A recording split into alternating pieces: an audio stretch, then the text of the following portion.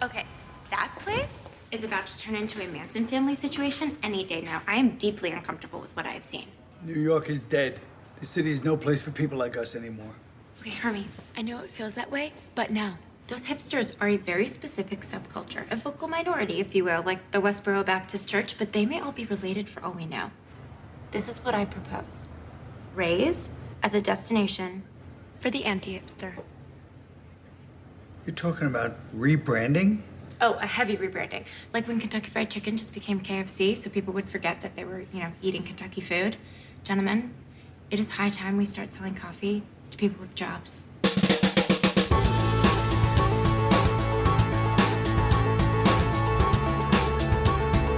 Hello, everybody. Welcome to another episode of Boys Watching Girls. We're just two boys watching HBO's Girls. We are your hosts. I am Joe Welke. I am Vance. And today we're talking about Season 5, Episode 9. Overall, this is Episode 51. It is titled Love Stories. Directed by Alex Karpovsky, who is Ray in the show. And it is written by Max Brockman, Jason Kim, and Lena Dunham. The original air date is April 17th, 2016, to an audience of 582,000 people, 0.582 million. And this is an episode. it is. I enjoyed this episode a fair amount, even though it's a little bit of a Debbie Downer at points. The perfect Ray episode, I would say. Like, you could see if Ray, the character Ray, made a movie or an episode of TV, this would be it. Mm-hmm. And he did. He directed this. Yeah. And for me, I feel good about this one just because of the way it ended. I thought the last scene was amazing, and I loved it. Yeah. Yeah, this one I feel really good about this one, especially after the last episode. The last episode where I was just pissed off. This one was like a nice palate cleanser to get me back into the world of Girls, where I'm like, okay, this isn't all terribleness and awfulness, Yeah. This isn't all people being complete assholes and thinking that nothing is going to happen. But that's not how it starts. The way it starts is real aggressive. Yeah, it is very aggressive. But this one, we can do our famous character breakdowns. Yeah. So we have three main stories. We have a Marnie story, we have a Shoshanna story, and we have a Hannah story. There's also... And then in there is a mini Elijah story. Yeah. How do you want to handle the Elijah story do you want to loop him in with the Marnie story? I guess we can do that because he does have a scene with Marnie in this. Yeah. Or we could just have that scene with Marnie and her story, and Elijah gets his own, because really... Yeah, we could do Elijah's... Yeah, let's do Elijah has his own story. Yeah. Should we start with him? Let's do Elijah's. Yeah, let's just jump in with Elijah and go from there. Okay, do we want to start with his scene with Marnie? Because his scene with Marnie doesn't have anything to do with No, that's story. the Marnie story. Yeah, okay. So, Elijah...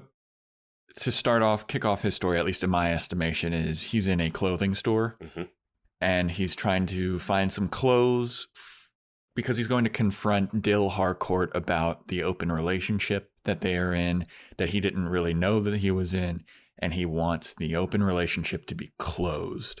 So he's in a clothing store, and the woman in the clothing store just comes up to him and is kind of like, is there anything I can help you with? And he's like, yeah, I'm in an open relationship. I want it to be closed. So what are some clothes that would say that? And those two vibe real well. I think her name is Demelia or something. And she's like, oh, I got the perfect thing for this. And she shows him a sport coat. And he's like, oh, I like you. How come you're not working at a more high-end clothing store? And she's like, how come you're not shopping in one? And he's like, touche. Like, which I thought was great. Yeah, there's like, let's Pretty Woman this bitch. And I was like, that's great. Yeah. One of the, like, I know like the theme is like love and all this stuff and like in the episode, but they had a lot of hookups that aren't hookups. You know what I mean? Like Elijah, I thought might end up hooking up with this. Like they were vibing to a level that was beyond like just getting close. And there's there's some other scenes where I'm like, oh, these hookups might happen, and they don't, which is great. Like they showed restraint on these like normal TV show. Two people together, they're gonna hook up. Yeah, I'm 100% with you, and I think that we're on the same page about one particular hookup that could have happened and then didn't. And as soon as it didn't happen, I was like, thank God. Yeah, there's like 2 of those for me coming up, but like, So, and then Elijah's all pumped up about his new sport coat. He originally went in there in some gym gear, and on his way out of the store, he starts walking down the street to go confront Dill and just kind of trashes his gym gear, which I think is a complete waste, but he just throws his running shoes into the garbage. So once he throws his gym gear out, he's walking with purpose to go confront Dill. He walks into Dill's studio. That's the next scene that we see him in. Dill's going over the stories that he is about to cover for the day. And Elijah's like, hey, we need to talk. And Dill's like, oh, yeah, well, let's talk afterwards. And he's like, no, I want to talk right now. And Dill's like, oh, boy, this must be important. Yeah. So he pulls Dill away, and he's like giving him this speech about, don't you want somebody that sees you for who you are, and all the guys that you're fucking are just boy toys, basically, and they don't know you for who you really are, and they're not going to be honest with you about, your bad jokes or that you don't look good with a shaved head, and you deserve someone special like that. And Dill's like, you know what? You're right. I do deserve someone special like that. And then Elijah's smiling. And he's like, thank you, Elijah. You're really opening my mind about this. This is great. And then he's like, I do deserve somebody like that. And then it comes to the realization, Elijah, it kind of dawns on him. He's like, oh, he's talking about somebody else. Yeah. And it's not me. Yeah. And he's like, oh, so it's not me. And then Elijah's like, or Dill's like, yeah, it's not, but I really respect you and think that you're an awesome person, but you're just not what I need in my life anymore. He says he's looking for someone more his age, someone taller. And Elijah's like, well, we're like the same height. Like, how much taller can a person be? And then he's like, and someone who's less aimless, which I thought was the most powerful kind of, like, Elijah's got to wake up, Yeah, that was the kicker, That's I don't know what that's gonna do. It's gonna have him work harder at whatever he does. I don't like even that jacket that he bought. I was like, how is he even working this? Like, how does he have money to throw away? He threw away his sneakers and running attire on his walk to the place. Like, super wasteful. And he's rocking the green bottoms. What, is that something? Those shoes? I noticed they had green bottoms. I don't know that fashion. Those are just like those dress shoes that have a running, like I have a couple of pairs of those. Mine don't have green bottoms, but they're dress shoes that have a running shoe sole, basically, that are super popular. Yeah. Everybody's got them now. Yeah. I think he's looked better in some things that he wore. He was looking better at the party, but it's Elijah. He's going in. Yeah. And I liked, this scene was great with him and Dill. Just because, I mean, Elijah, the actor, Andrew Rannells, was able to, really stretch his acting in this show right here. Like, they were really emotional. Like, they went in for that close-up. Yeah, tears in both eyes. You can see tears in both of their eyes. Yeah. And it was, like, a great moment for Dill to be like, you know what, you're right. You are making a point. But even when he was saying this, I was like, I don't think Dill is going to be with Elijah. Like, I was like, that's not his end game, because you live in an apartment with this girl and her boyfriend and it just wasn't. I just felt like they weren't on that level of, like, the two of them were going to be together. And you kind of feel for Elijah because he's pouring his heart out there. I think this was like a very mature conversation. Yeah. And I think they both handled it maturely. And this is like a very realistic, mature, like, hey, I really appreciate it. You're right. I have been thinking about that, but you're just not the guy for me. Yeah. And then you got, what did you say? Oh, it was like, there was a little moment of pettiness with Elijah where he's like, well, what does the guy look like? You know, who is he? Yeah. And Dill's like, dude, come on. Yeah. Like, I'm trying to let you down easy. And Elijah's kind of like, oh, okay. And I was just thinking about, like, the sound guy the sound person that's just hearing all of this. because he's mic'd up and about to go. Yeah, he's and he's talking about got a lav on. Yeah, he's talking about all these guys he's been hooking up with. I'm sure they already know, but it's like really fun. I was just thinking about that because they always have these like private conversations, but they're just mic'd up. Yeah. So that is, I thought that was a really good scene. I thought that was, I mean, that basically wraps up Elijah's story in this episode. But I thought it was really great, and it showcased a more mature relationship / breakup situation. Yeah. Which I was like, yeah, that's great. Mm-hmm. Yeah, I mean, they handled that really as well as they could. Yeah, it was tactful. It was mature. It was great. Yeah. I thought that was awesome. Yeah. And Dill Harcourt, dude, that actor is so good. Yeah. Oh, we lost our bet. That's what I wanted to bring up. Yeah, he's been in definitely over 3.5 episodes. He hit the over. He hit the over for sure. So that's about that for Elijah. That's his little arc of the story this time around. I thought it was a good story. And should we move into Shoshanna? Yeah, let's do that. All right, so Shoshanna's back. She shows up at Ray's coffee house to surprise him, and he's like, Shosh, I'm so happy to see you. You look like a real adult woman now. And she's, why? She has like pink hair. He is like really excited to see her. Like, yeah. Like, genuinely. Well, I think that they're like just really good. I mean, they say it later on in the scene, but they're a great team together. Mm-hmm. But yeah, she shows up and she's basically like, "What's going on? This place looks dead. Is it closed? What's happening?" He's like, "Nah, I mean, Helvetica across the street is what's happening, and it's stealing all of my fucking business, and I don't know what to do, and they're all gender neutral hipster motherfuckers, and I hate them." And she's like, "You can't just take this laying down, Ray. You have to fight them. You have to fight this. We need to crush them." And so it's a basic, Ray Shoshanna team up again.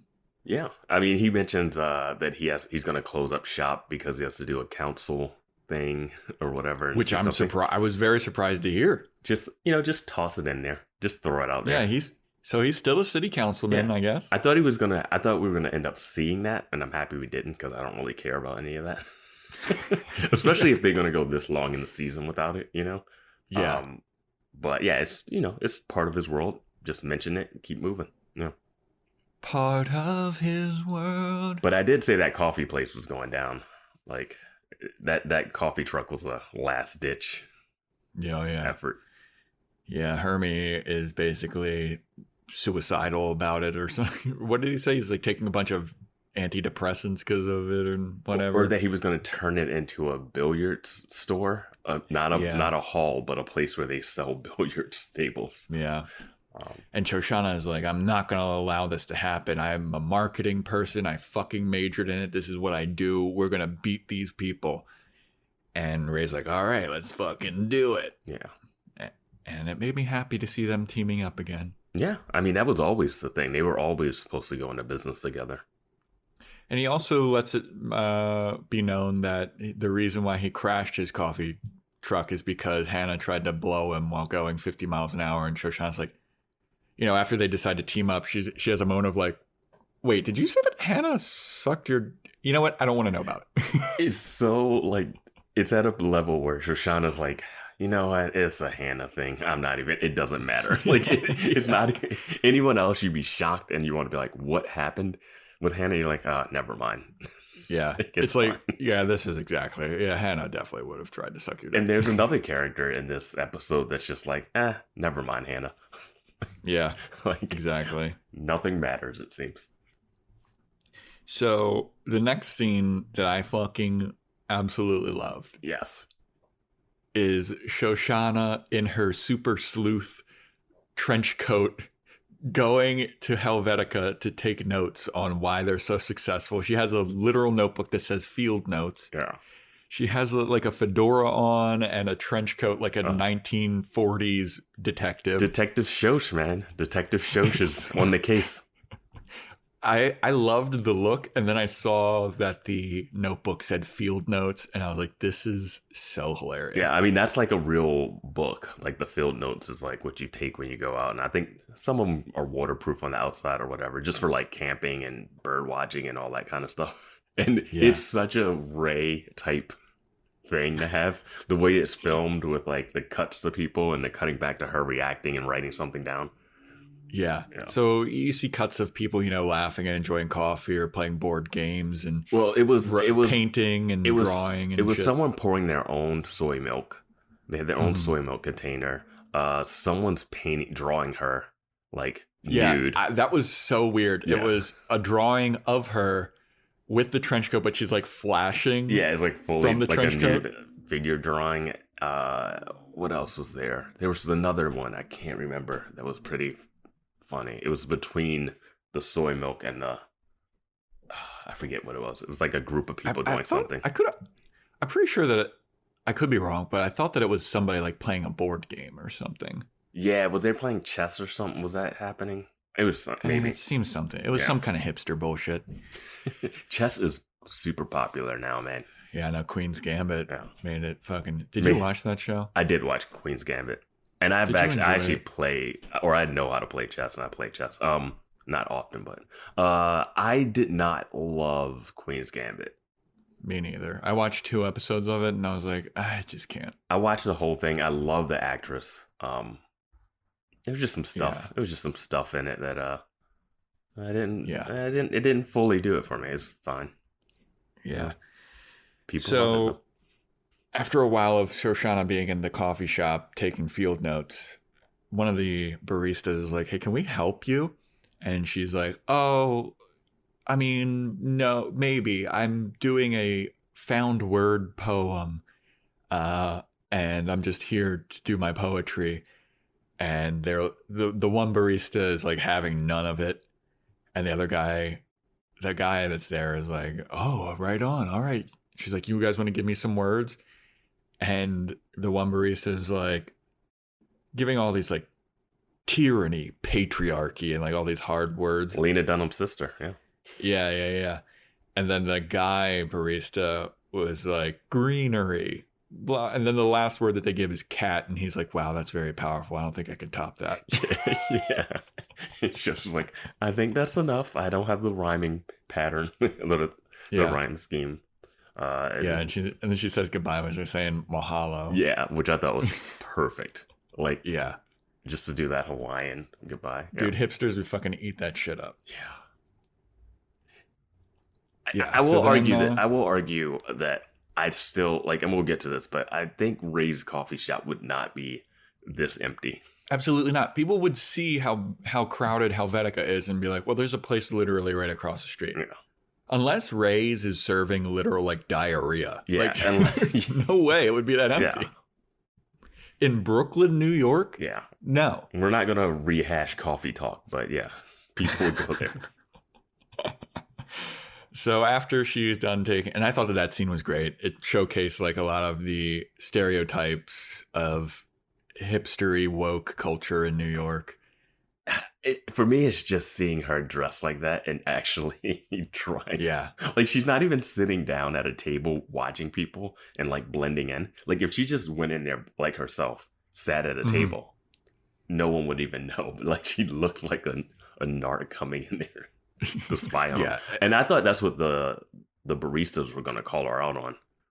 Yeah, that's what I thought too. Yeah. And I think that Lena Dunham's sister was wise to it. It seemed like it, but then once they started naming things, it seemed like she was playing along too. Like she was the one that said cat at the end, so like she was into it. But yeah, I thought she was gonna be like, "Hey, I know what you're up to." Yeah. I thought the trench coat and hat thing was goofy as fuck too, because it seems like it happened like 5 minutes later, and like, where the fuck did she get that outfit from? I don't know. That was like the same day. Yeah. I don't know if it was supposed to be a different day or if she just went straight across the street.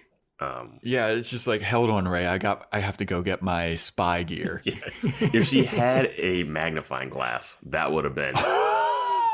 That would have just tipped it over the top. That would have been fucking hilarious. Yeah. So she goes back to Ray's to let, and Hermes there, Colin Quinn's character, and she's like, I need to let you guys know what I saw over there was atrocious. And they're like, yeah, I told you, it's like hipster heaven.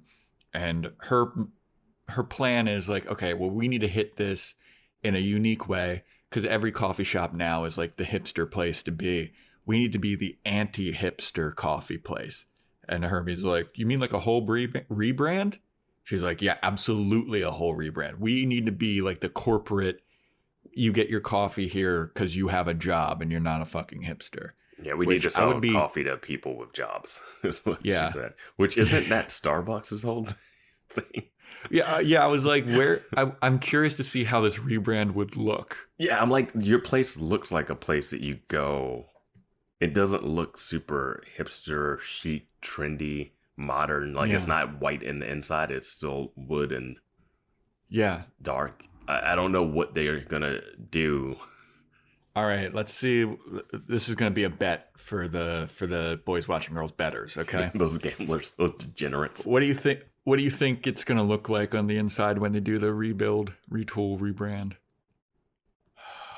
I feel like I'm thinking white tile, very bright, white and black, kind of like fuck.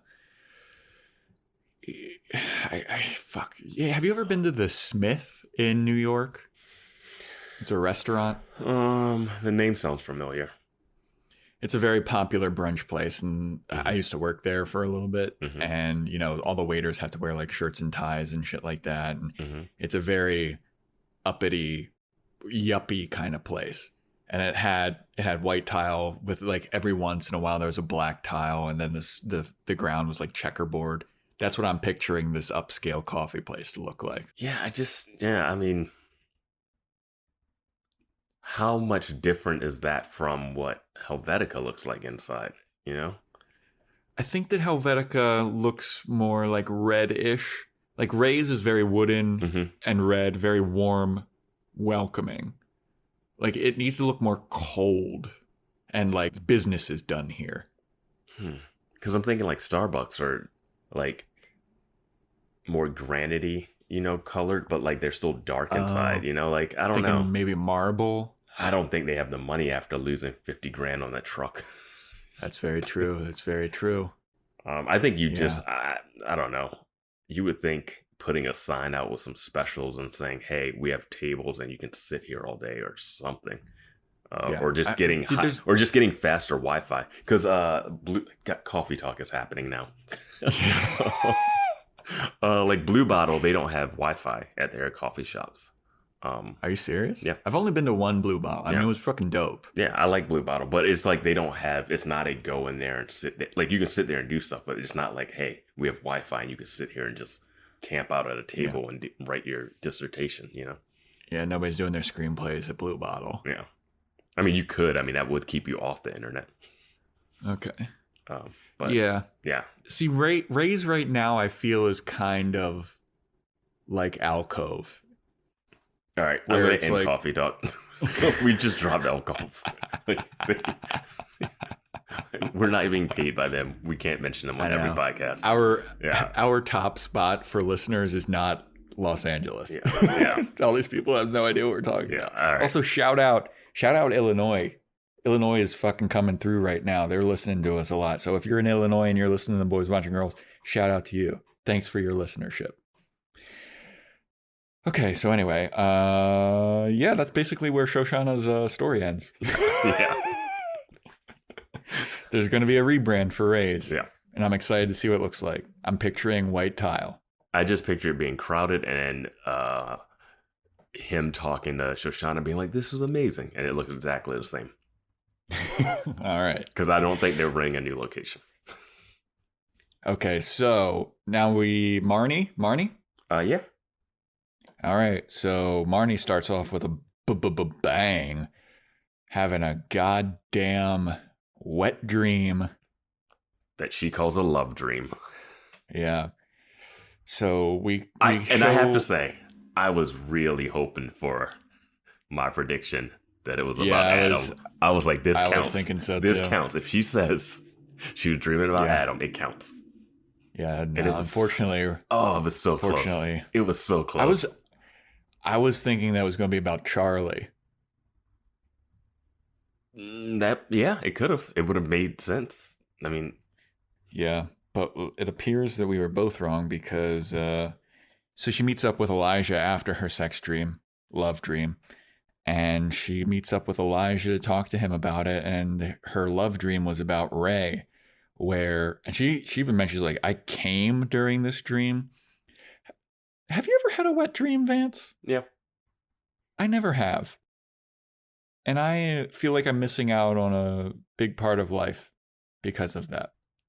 I don't know how to help you. Yeah. I don't know. I feel like I don't know a lot of people that haven't had wet dreams. It doesn't seem like something I've gone around and talked to a bunch of people about, but okay. But here we are, boys watching girls. I like that you're watching a scene and you're just jealous of Marnie. Yeah. I mean, I just am like, how do you fucking orgasm while you're asleep? Like, I don't get it. And yeah, it's a part of life that I wish I have experienced, but I haven't. Well, Elijah says, Marnie, you know you can't come. Yeah, I didn't understand that. I was like, what the fuck is that? He's saying like she can't orgasm. He's like, it's claiming that she's one of those women that doesn't orgasm. That's the joke there. Yeah, I guess that's true. And if that was one of Marnie's traits, I could see that as being true. Yeah, I mean, she seems like if you were going to stereotype, like, make someone like, because it's not true, like they all can, but like there's that trope of that. She would be the one. If you had to pick one of the girls, she would be the one. I knew I know women that could only come, but they had to be with very specific circumstances. Like I dated a girl in college who could only come when she was using a shower head. That's the only way that she could ever do it. And I knew a girl, and this is the one where I was like, I don't really get this. This girl, she had to wear blue jeans and basically hump your leg like a dog. That was the only way she could get off. And I was like, okay, all right, well, everybody's got something, you know? Yeah, takes all kinds. It's interesting that it's the dog thing and the blue jeans, like the double combination. Yeah. Like if she had sweats on, it wouldn't work.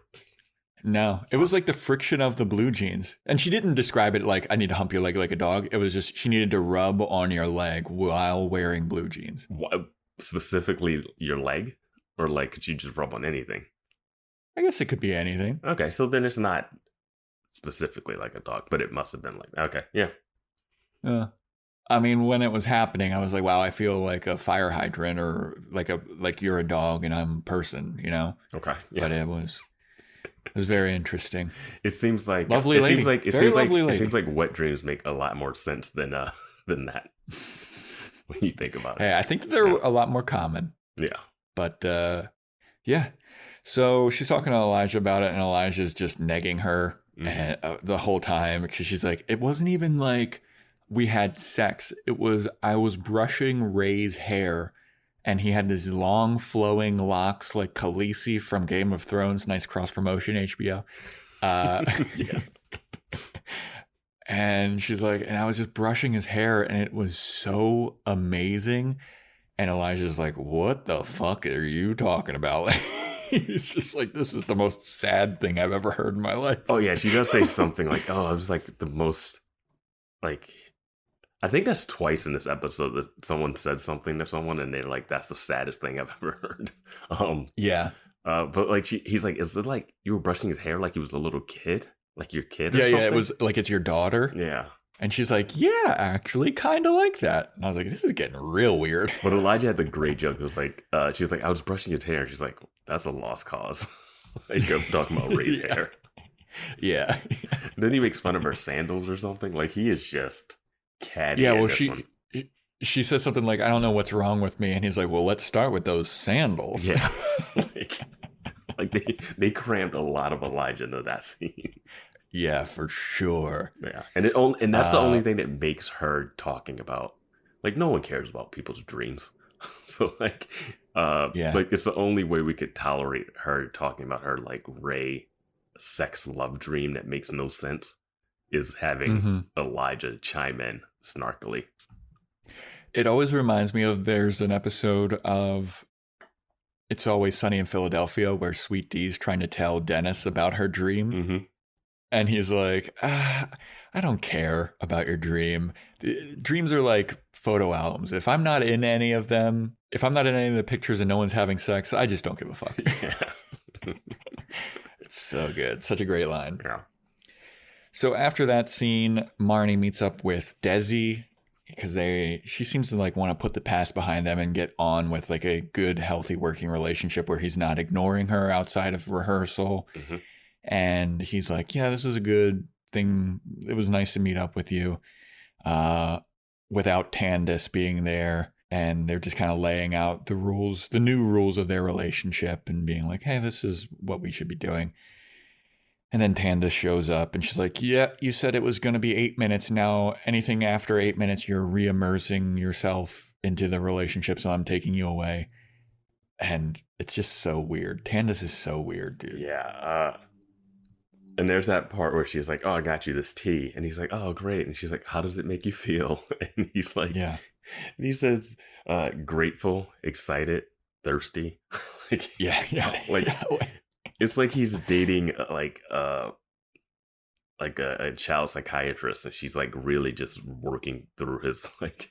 It's like dating a therapist or something. Like everything he has to do has to like sound it out, tell your feelings. Yeah, and it's just like whatever. It's so man. bizarre. And I'm like, It's whatever, so whatever for Desi. Like he's a mess. I feel like he needs that though. Like he's such a child. He needs someone like that's supervising him, basically. It's such a weird relationship, you know? Yeah. Like, just like if you had to hang out with the two of them, like if they were not around Marnie and you were just like with some friends and that couple was there of Tandis and Desi, you'd just be like, what is this? What is this? Yeah. So she takes him away and Marnie is basically like, well, okay, well, what the fuck was that? Whatever, who cares? And then the next time we see Marnie, she knocks on Ray's door. And Ray answers and he's like, hey, what's up? She's like, I'm here and I need to confess a strong feeling that I'm having about you. And he's like, okay. And she's like, I really want to brush your hair. And I thought that was going to be it. And I was like, this is so stupid. And Ray's like, what? I really thought they were going to cut to her brushing his hair and do like a ghost thing with the vase making kind of. Like, I thought like there'd be some music and it'd just be all like overly sensual, like hair brushing. Yeah. Just basically a sex scene, but with her hands running through his hair, and that's it. Yeah. And her just leaning back and him like rolling his head back. You know, he has to close his eyes when any time he's getting pleasure. So like, absolutely. Just like her shampooing his hair or something. She starts blow and then she's like, and then she's like, I found my purpose. I want to be a hairdresser now, or whatever the fuck. Sometimes I just want him to go super weird, but probably because we're doing a podcast about it. Yeah. But he's like, so what are you talking about? And she's like, I just want to rub my fingers through your hair. I want to brush your hair. I had this dream. And then she starts to run her fingers through his hair, and then she starts kissing him. And then she's like, I don't know what the fuck is happening, but I feel like I had a love dream about you. And he was like, what? A love dream about me? And she's like, yeah, I know it shouldn't. I feel like you shouldn't be the one that I'm having a dream about, but you are. And he's like, I think that I should be the one if you're having a dream about me. And then she says that she loves him, and then they smooch. Yeah, I mean, she's kind of she's in denial about it. She says she loves him, and which I was like, wow, that was like crazy. Like he was like, oh, a love dream, and he's like, what's a love dream? And she's like, I love you, and it was like, oh wow. And then she's like, but it can't be you. Because she's already said it. She said it to him in his face before that like, oh, I'm not going to end up with you. Or like, I'm that girl in high school you couldn't get. Like, she puts herself at such a higher level than Ray. Mm-hmm. And like, and you look at Charlie and where Charlie is right now is like, that's not a good place. You look at Desi and I'm not like, wow, Desi or Ray. Like I'm like, yeah, you could do, Ray's fine. Like, what are you talking about? Like, you haven't been hitting it out of the park. It's like, look, you can do better, but you've been doing worse too. You've been doing a lot worse. Like, I'm sorry, you love Ray. It's fine. It's weird that this happens very quickly after her saying she wants to be alone. Like, I don't know why she even said that. Like, it seems like that scene happened, but there was it didn't actually affect anything. Ray didn't do something drastic because he found out that she didn't love him, and he didn't, like, nothing happened from that. It was like, here's a scene. She says, I'm going to be by myself. And he's like, okay. Yeah. Like, it was weird how he answered the door. He was like, oh, you're at my door. I was like, yeah, dude, of course she was going to show up at some point. Yeah. Yeah, I feel like if somebody confessed their love for me in this manner, I'd be so insulted. Right, like, Ray is, like, just putting up with it. Like, I don't know. Like, I guess it goes to that opening scene that we haven't talked about yet with Fran. It's just like, he loves her, so sure. Yeah. Like, I guess he'll put up with her constantly saying that she's better than him. And yeah, she's like, I love you, but I just never thought that I'd be in love with somebody like you. You're such a fucking loser. Yeah, just like, right. Thanks. Yeah. Thanks, Marnie. Can you put that in the wedding vows? Yeah. But key moment, I don't think that Ray said that he loved her back. Did he? He did not. And at that point, I also think he shouldn't. Yeah. Yeah. I mean, she just stormed in. She's still kind of not divorced yet, and you've seen Marnie do this before. Yeah, who knows what's going to happen next episode, you know? She could be spiraling out of control again. But good for our boy Ray. He gets to be with the lady that he wants to be with so far, seemingly. Who knows what's going to happen. Yeah, I mean, yeah. And that wraps up Marnie's story. So now we get to Hannah.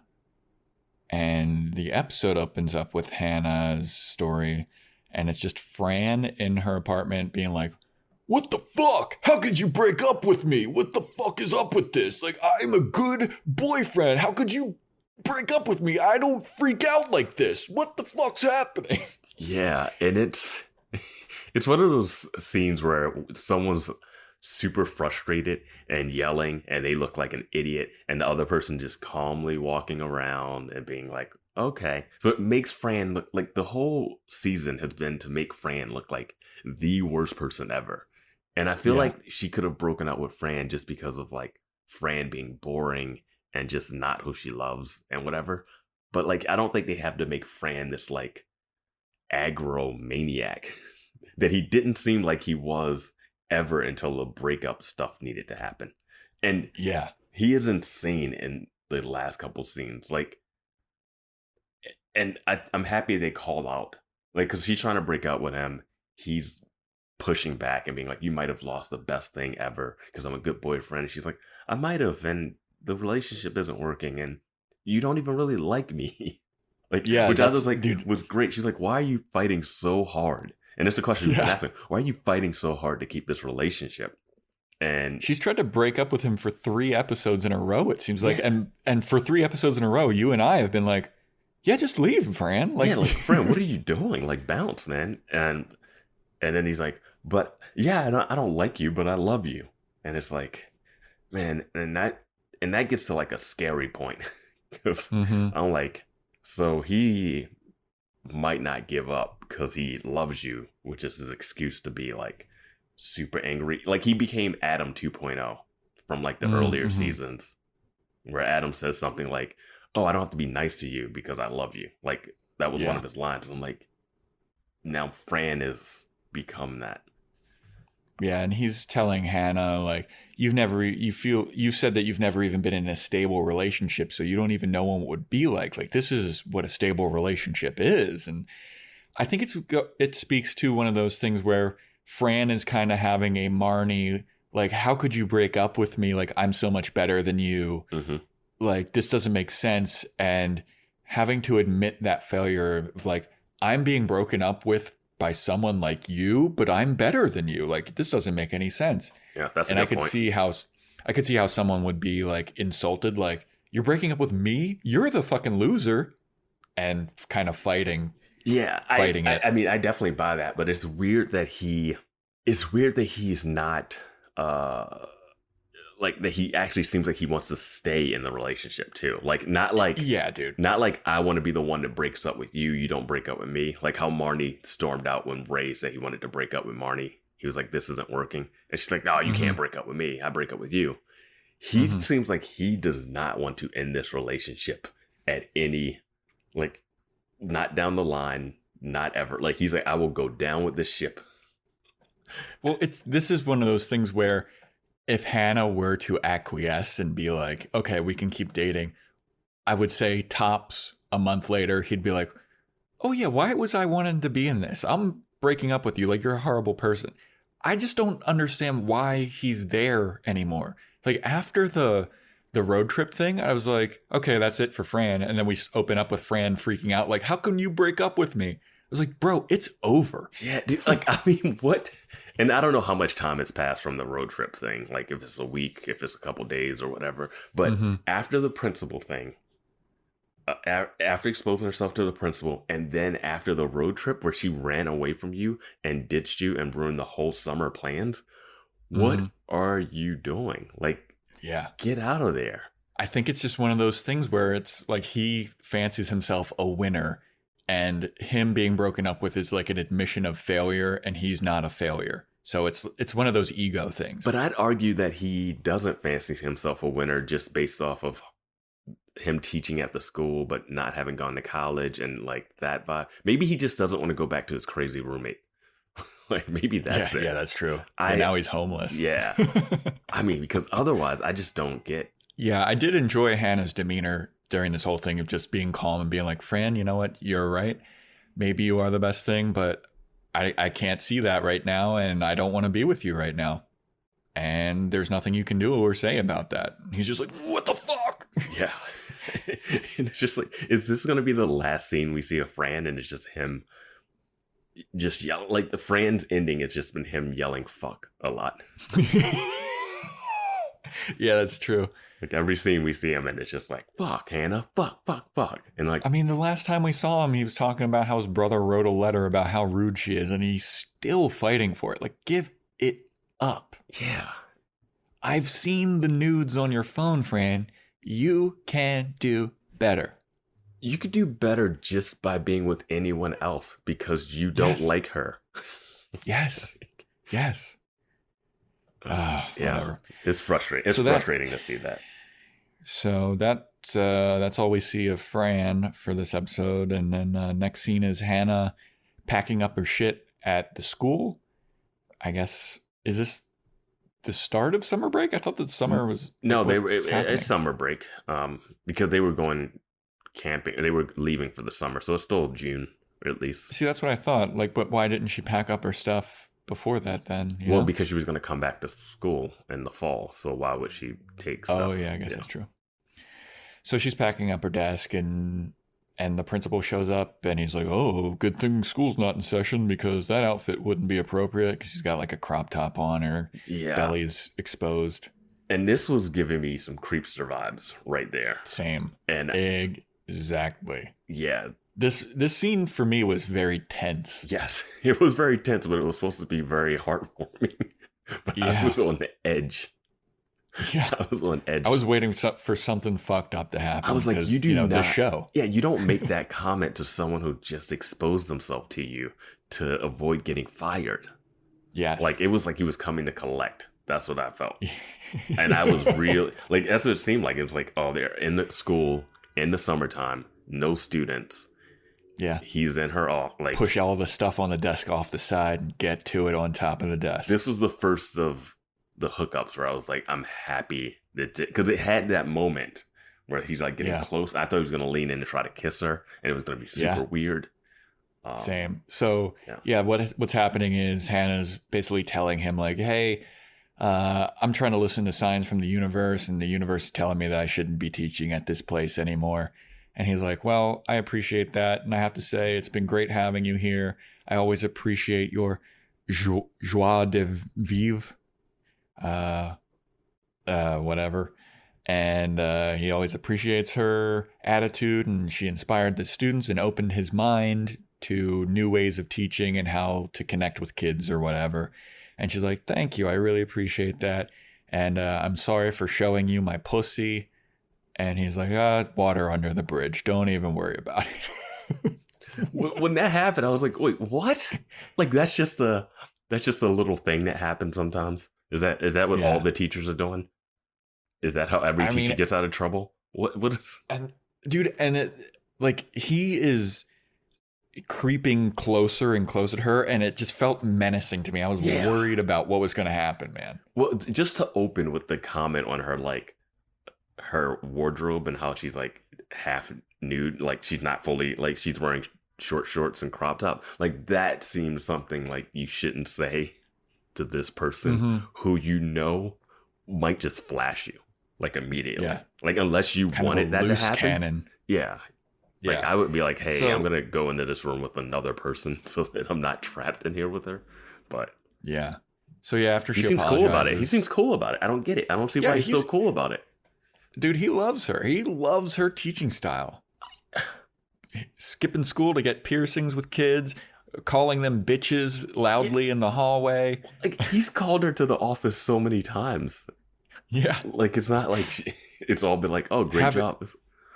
Having an argument fight with Fran in front of a student about a grade thing that they had. And none of the other teachers like her, not even the one she's dating. Yep. I think it's definitely good for Hannah to not be at this place anymore, for sure. Yeah.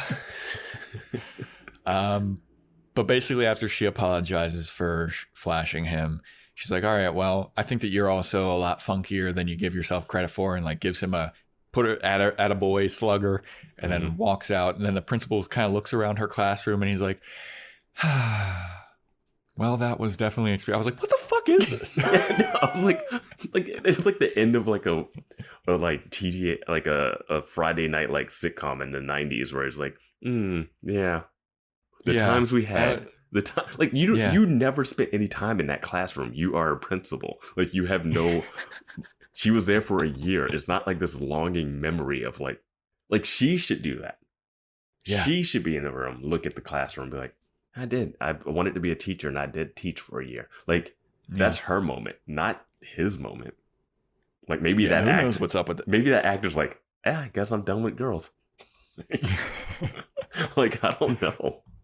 After they called a rap for him, they just like kept the camera lingering for a little more to see him like, all right, well, this is my first big acting job. I did it. Yeah. Like, I felt the same way. I was just like, what was that? Like, it wasn't even like a sigh of relief that she's gone and like things can get back to normal. Like, it was wistful. If it was a sitcom in the 90s, you'd see a montage of all the memories he had with Hannah. Come to my office, the legs spreading, just like,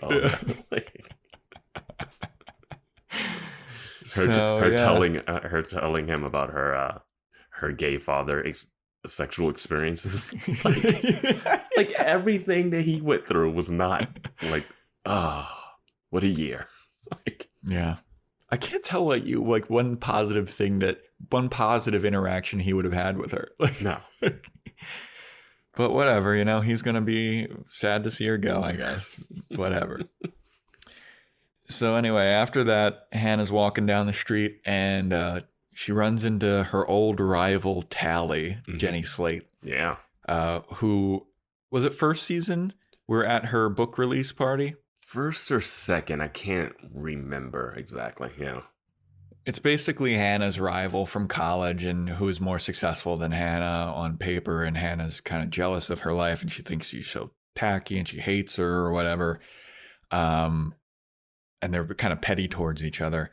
But they run into each other on the street and Tally's basically like, oh my God, Hannah, like what's going on? And Hannah's like, hey, Tally, good to see you, I guess.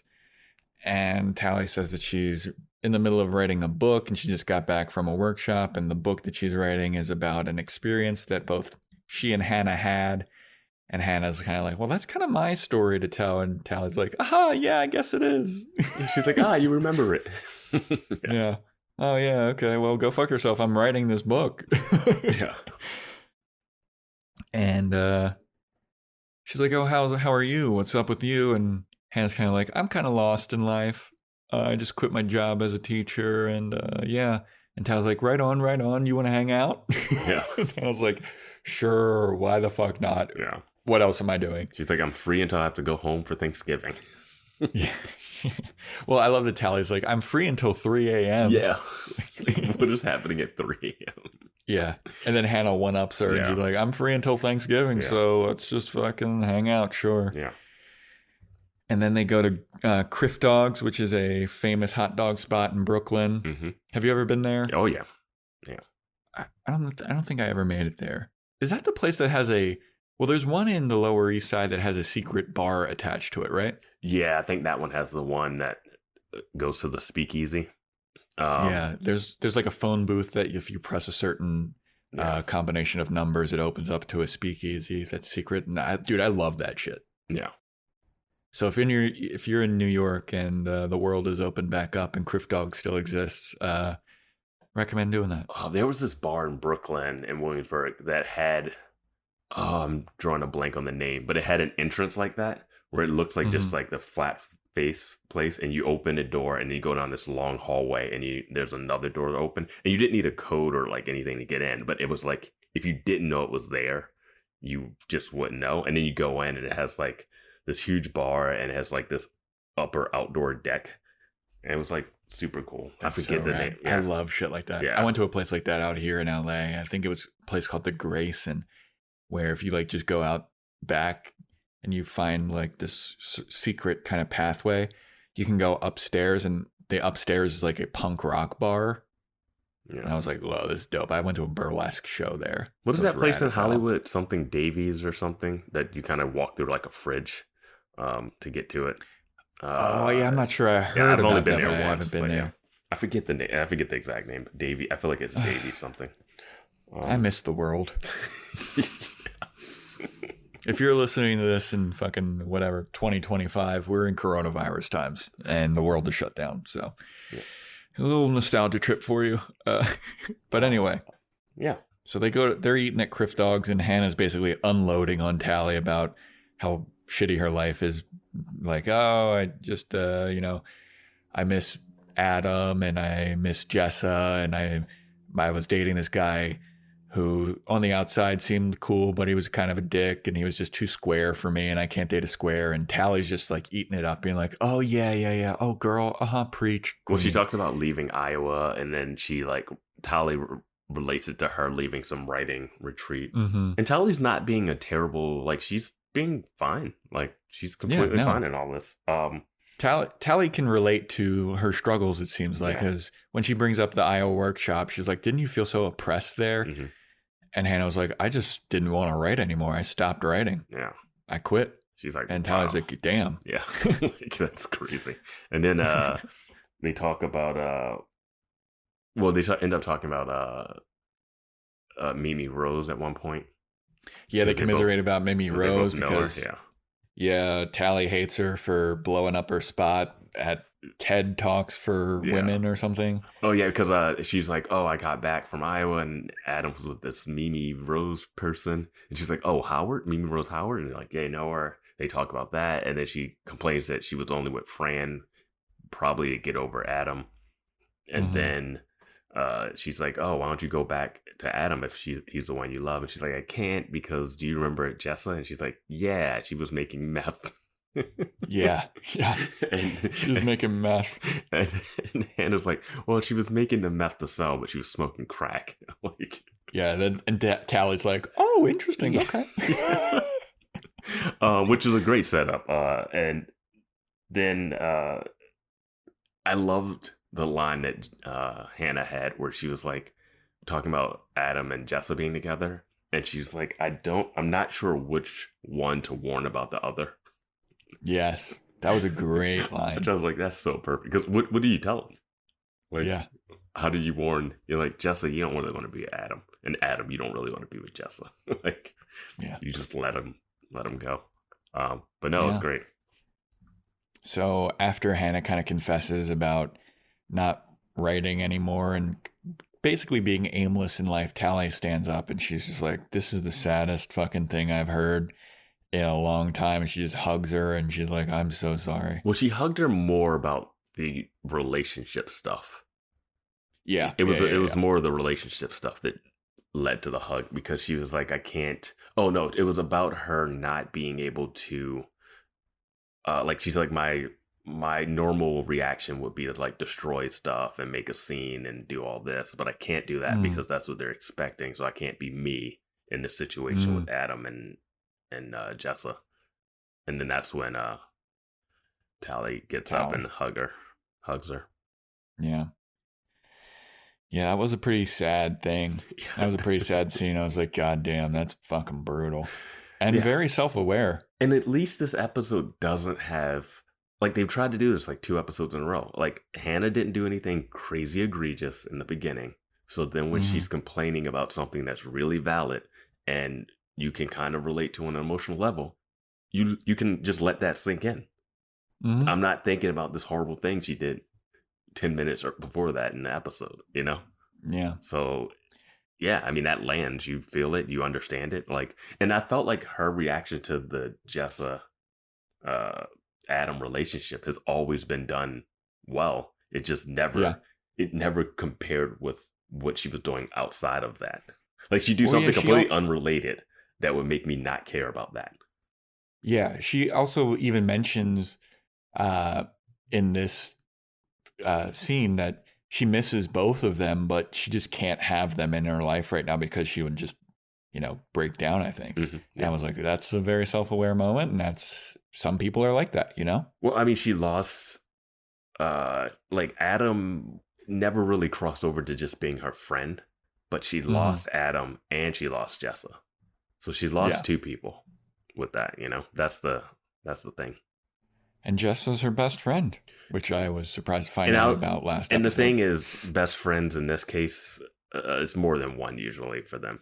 Yeah. Like, I like the best friend as a one person deal, but I feel like their situation, all 4 of them are best friends. They might even throw Shoshanna in it, even though they haven't even seen her yet. Apparently, I don't think anyone's seen her yet. Yeah, I think that Ray is the only person that's seen her. He seems surprised. And Scott. Yeah. Well, whatever. So after this, they leave Criff Dogs, and Hannah's like, I could have eaten more, but I just felt awkward about you not eating more. And for somehow, Tally convinces her to steal a guy's bike. Yeah, well, a guy goes in, and he just puts his bike up to the side. And she's like, he didn't even lock his bike up. And like, she feels like offended by that, And yeah, I didn't know that was a thing. That's not like it's not like littering or, leaving a dog outside or not cleaning up with dog shit. I didn't think that was seen as extremely rude or something. I don't think it's a common thing, but it's the way you felt about people when they're just like, I'm not going to lock my front doors, Yeah. Like, you would be like, it's more of you like literally went on a rant of like, I would just start robbing those people. Like, yeah. If I knew they just weren't locking their doors out of spite, like out of spite, you said that. So. Yeah, it is a hubris move of like, yeah, no one's going to steal my thing. And Tally's basically like, oh, you think that the world's safe? Yeah. Guess what, motherfucker? Yeah. Hannah, jump on that bike and let's fucking ditch it. Well, it has 2 things. One, like when she first sees Tally, they're talking, and she's like, oh my God, you look exactly the same, Hannah. And then Hannah's like, oh, that bike looks really expensive. And Tally's like, yeah. Dude, I love there's so many moments like that where Hannah gives her a compliment and she's just like, yeah. I mean, Jenny Slate kills it in this episode. Yeah. And another thing about the bike stealing, it kind of related to the Iowa stuff, I felt like, because in Iowa she kept not locking her bike up and it kept getting stolen. They kept saying you don't have to lock your bike.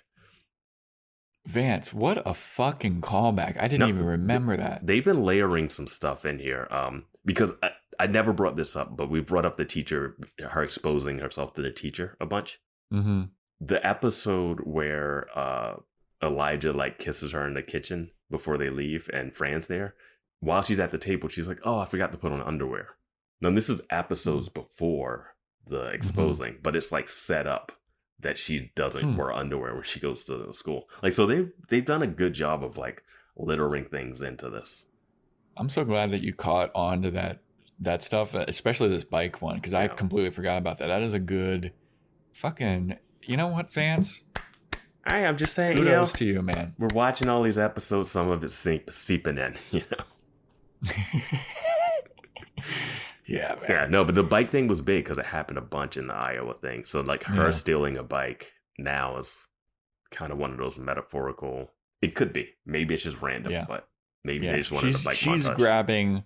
She's grabbing life by the handlebars now, Vance. Yeah. Exactly. She's not just letting her bike get stolen. Now she's in control. I love the montage that happens next to them riding around, right? And I kind of love that I have no idea where they're riding to. Like, they're over the Williamsburg Bridge at one point, but I thought they were in Brooklyn already. But maybe they weren't maybe they were in Manhattan. But they were in Brooklyn's. It was the Brooklyn one, right? They were on North 7th. It was Criff Dogs. I mean, they also go. Yeah, they're in the Criff Dogs. That's the Brooklyn one. Yeah, but then they ride over Williamsburg Bridge. Yeah. Which would take you into Manhattan. Yeah. And I don't think Hannah's riding over the bridge twice. Like, going up that bridge, biking, like I used to run that bridge and like I've biked over it and stuff. It's a bridge. Yeah. It's hard to bike up that hill. I mean, it doesn't seem like this is an activity that Hannah would be down for at all, but it seems like they would have been bike riding for a good at least hour and a half. Yeah. They're going all over the city. Everywhere. Yeah. And it's cool. It looks fun. And Jenny Slate has a great line where they're going down the bridge and she's like, "Don't look back, but I look like a poodle with his head stuck out a car window." And I was like, "Oh, this is great." They're having fun. Dude, it's that scene. I haven't lived in New York for almost 4 years now, but seeing that scene in like the montage of the city made me kind of nostalgic for living there. And then I snap back to reality of like how terrible it is to live there at certain points. If you want to watch a show that's great, but will make you hate New York, it's How To with John Wilson. It's this HBO show produced by Nathan Fielder, and it's really great. But they have just B-roll of New York City being at its worst. Like, and he's not, and it's not like knocking it. It's just like they show the reality of it. Like, it's the anti-tourism, I would say, version of like New York. Like, everything you see, like the people on the street doing weird stuff and like weird things on the subway, and you're just like, wow. I was talking to someone the other day because people out here and across the country have this romanticized thing about New York, and they're like, "Oh man, it would be so great to live there." And then once you're living there, there's so many terrible things about living there. And the example that I always give about it is when it rains there are puddles in the street that reflect the street, so you don't know that it's a puddle until you're ankle deep and it's a deep fucking puddle, and you didn't even know it. And so you have the thing of like, you're going deeper than you thought that you were going to go. Your foot is now completely soaked, and you have to be in that weather and walk to the subway and just go home with a completely soaked ankle. That's just the smallest, most inconvenient part about living in New York. And like, it wouldn't even register for a lot of people, but that shit wears on you. And it happens so much, especially when it's snowing and stuff out there and there's all this dirty ass snow. And it's just, the thing I'll say is like those puddles is that you have to step in those puddles when you first get there. That's the only way you learn. Like, that's how you can tell. Like, if you're walking down the street and you see someone do that, you're like, that person's new to New York or a tourist. Like, you get it. Yeah. And like, they will never, they might do it accidentally again, but they'll never do it like as brazenly as you do it when you don't know it. Because it's an optical illusion of epic proportions. Like, you see it, you're like, oh, that's the sidewalk, and you're just going deep down in it. Dude, and I've lived in cities my entire life. Yeah. I've never had that optical illusion except in New York. Yeah. nowhere else. It's just like a very uniquely New York thing. And it's kind of like when a kid touches a stove and it's like, oh, hot. Like you need to go through it to realize it. Yep. And then you're just paranoid about stepping into a street for the rest of your life. Well, and I'll say this, New York has this addictive hold on you. Like, because when you're living in it, like you can't imagine living elsewhere a lot of the times. Like, and then if you actually like move away and leave, I don't know if we talk about that. Like you move away and you're like, oh, okay, there are other cities and places I can live. But when you're there, you're just like, what? Like a place isn't, a bodega's not going to be open at 4:30 a.m. Like, what am I going to do? It's like, you could just not go. You know what I mean? Like, you're like, I can't deal with this. I used to do a joke in my act about how living in New York is like being in an abusive relationship, because while you're there, you're like, this fucking sucks. I hate this place. And then you leave for a week and you're like, I wonder what New York's up to. Yeah. I've never been so happy to come back from like trips at home and just go back to New York and like, oh, I'm home. Like you have to go for like an extended exodus for it to like wear off of you. But it's definitely, it has a hold on you. You just can't wait to get back to it. But you also can't wait to leave for like a couple days. Yeah, man. So after the biking montage, they go to Tally's place, and Tally's like, well, this is my spot. And Hannah's like, all right, well, it was lovely spending the day with you. And Tally's kind of like, wait, you mean we're not just going to go upstairs and smoke a big fat J? And then Hannah just throws the bike on the ground and is like, yeah, let's fucking do it. Yeah, I was like, why would Hannah say no to this? Yeah. There's no reason. So they go up into her apartment and they're smoking weed. And Hannah's basically telling her like, oh my God, I just want you to know, like, I'm so jealous of your life. And you're so amazing. And we've been out of college for 40 years and you've got 2 books and a book of poems. And Tally's like, and also this thing. Yeah. Oh. And she's like, you're so amazing. And like, just your life is so great. And Tally's kind of like, yeah. And that was another one of those moments where she's like, yeah, it's pretty cool to be me, I guess. I guess a lot of people are jealous of me. Yeah. Like it was one of those ones where she accepted it. Like she tried to say like, I can't believe, why would you be jealous of me? And she's like, come on. And then she's like, okay, yeah. Like, of course, if that's the thing you wanted to do, you would be jealous of me. But then Tally goes on to like talk about how like her life's not fully fulfilled for what she does. And she's so like, she's getting praise from other people, which is literally most of society these days with Instagram and like YouTubers. Like you're just looking for that feedback. When like you get a Twitter mention, you're like, oh my God, someone mentioned me. Like it's these little gems and like little things that keep you going, but it's not like. Yeah, she goes on a speech about how she Googles herself every day just to see if Gawker or any other news outlet is talking about her. And she doesn't feel like she's authentically herself anymore. It's kind of like she's a caricature of herself. And it's a really empty experience because she's living her life based on, what she thinks Tally would be doing versus what she actually wants to do. And that's a very fucking shallow and empty existence. And she starts crying and it seems miserable. Yeah. And I thought that was a very powerful and accurate and awesome scene as well. It's one of those interesting scenes because like you have Lena Dunham playing Hannah, who is Lena Dunham is Tally, but but she's also playing Hannah, who's the opposite. Like it's one of those things where if you look at the meta sense of it, where it's like because Tally's like, oh, you have all these experiences, Hannah, and I don't have these experiences, and then it's like, great, Hannah has all these experiences, but she's not happy because she doesn't have any of the writing success. And now you have the writing success, but now you're complaining about you don't have the experiences. So it's one of those things where I think no matter what, people will find a way to not be happy in a situation. I think this scene also sets up nicely a way for Hannah to get back into writing, because Tally's telling her like, you have all these experiences, you've had all these boyfriends, like I have books and essays and shit, but like you've lived life, you have so much to say. And that was the spark, I feel like, to be like, well, Hannah now has a lot to say. Maybe she'll take Tally's advice to heart and get back into writing or something. I was wondering how they were going to transition her back into writing. Yeah, I guess, I mean, her just ending, like her quitting school, I didn't see fully happening based off of, like when that happened, I was like, oh, okay. I didn't see that coming from, but I think maybe the end of last episode when she was driving back to New York and she had that like optimistic view of things, it was like, you know what? I gotta change.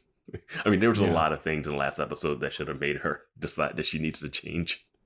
But, because the guy's like, yeah, this is a great city to start over in, and this is kind of like her starting over.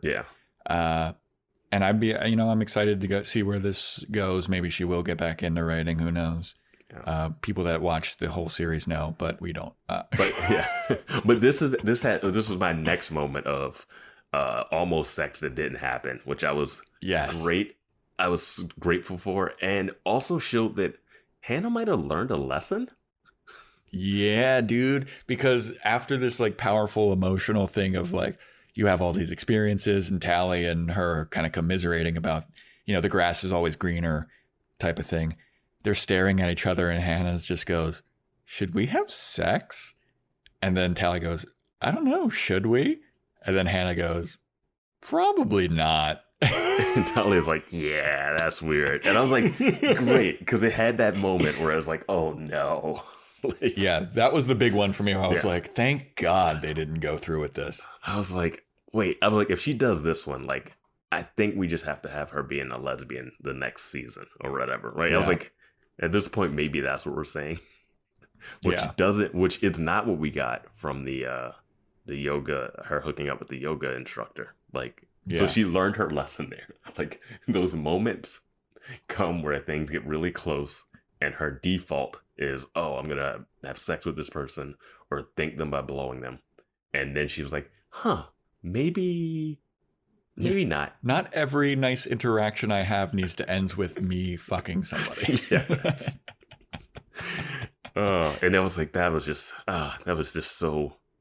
such a relief. Such a relief. That was also a great way to break that trope, because I think everybody saw that kind of coming when they were staring at each other. And I was like, please don't do this. And then she's like, you know what? No. And the way they like laugh about it, and it's just played really well. And like the whole scene is edited great. Like it's just, that whole scene just works. And then it cuts to like, and I'll give some credit to Ray directing, Alex Karofsky. Like it's directed well. Like, and then they have that montage of them smoking and dancing, which is fun. Dancing to Feeling Myself by Beyonce and Nicki Minaj. Dude, that song fucking rocks. I don't really like Beyonce, but that song is a heater, bro. Yeah.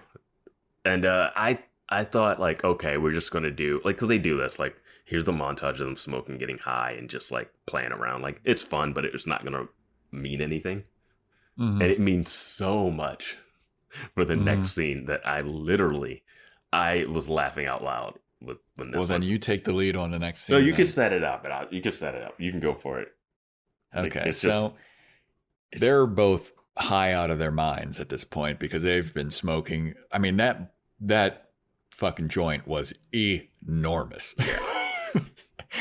She was not lying when she was like, we should smoke a Fatty J. That shit was fat and long as fuck. So they're high out of their minds and they leave the apartment. They're kind of giggling.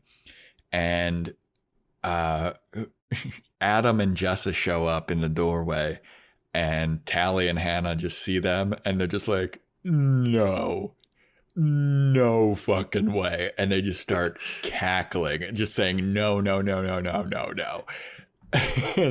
Jessa and Adam are looking, I'm like, what the fuck is wrong with you guys? And they just walk past them after a while, and they're just left on the stairway. And that's how the episode ends.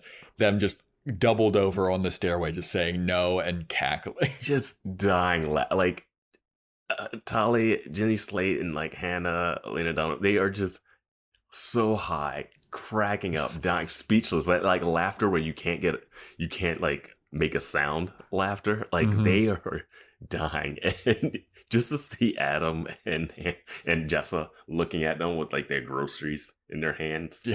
And like, just the reaction, because it's such a perfect payoff for like they've been talking about Jessa and Adam. Like Tali's like, wow, you have been talking about these people. And then like she sees Jessa. And like, that's exactly how you should react to that. It's so absurd that you just ran into them. And instead of them running in and them having to talk, or like Tally like yelling at Jessa, calling her like a bitch for doing this is the best outcome. Just blatant laughter. Just like, of course this would happen. Of course. Oh my God, Tally, you live below Adam or Jessa, one of them, whoever lives in that place, and just. Well, I think that it was they were at Hannah's. Were they at Hannah's? No, because they were. Wait, you thinking they were? They were at Tally's. Yeah, because they were upstairs and smoking weed. Yeah, because the place that they're walking to would be Laird's apartment, if that was their apartment. That's what I was thinking. No. Well, that's what I was thinking. That's why I would thought that they'd be walking into Laird's because they don't know where Caroline is, and maybe they're helping out with Laird. But no, that's so weird that Tally lives right above Adam and or Jessa. Yeah. That's what made it so perfectly absurd and funny. And I mean, I'm thinking that had to be her place, right? Like, because Hannah wouldn't have that weed. Because I don't know why I thought. Well, I know exactly why I thought. Yeah. I just explained it, but they were definitely at Tally's because that's where Hannah dropped the bike in front of the thing. And that's the episode. Yeah, so. I mean, that I just thought it was a good episode. That moment was just great to me because just the look on their faces when Hannah and Tally are just laughing their asses off.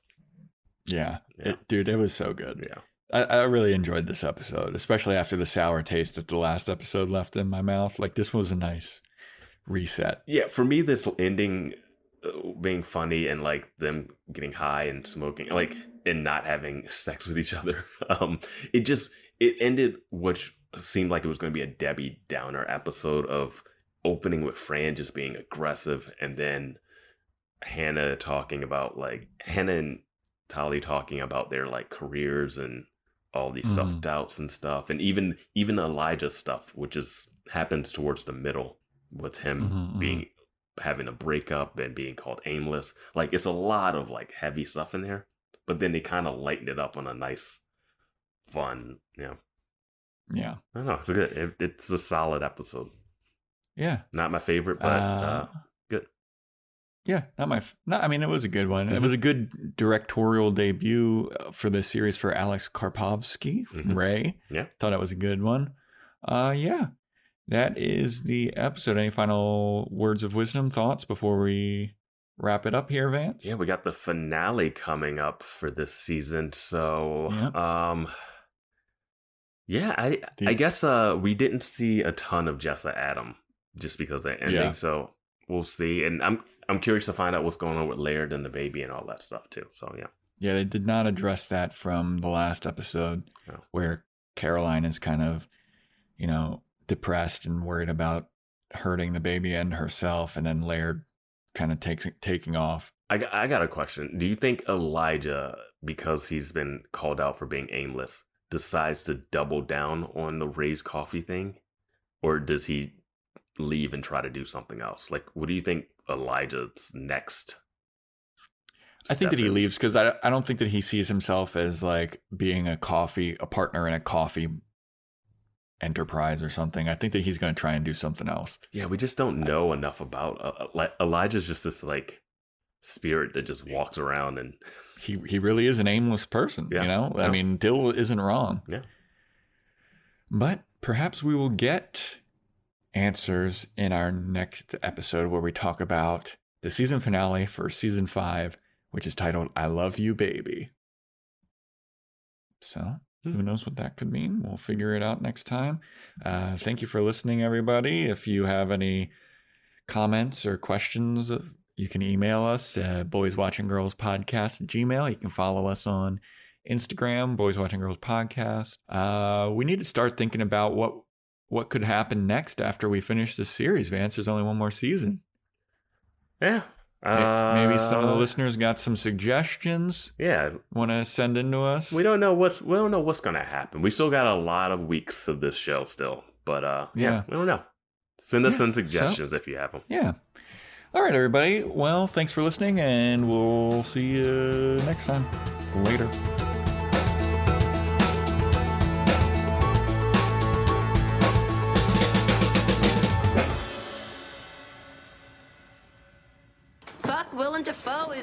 sir. Oh my God, I would seriously. Hi. Hello. Yeah.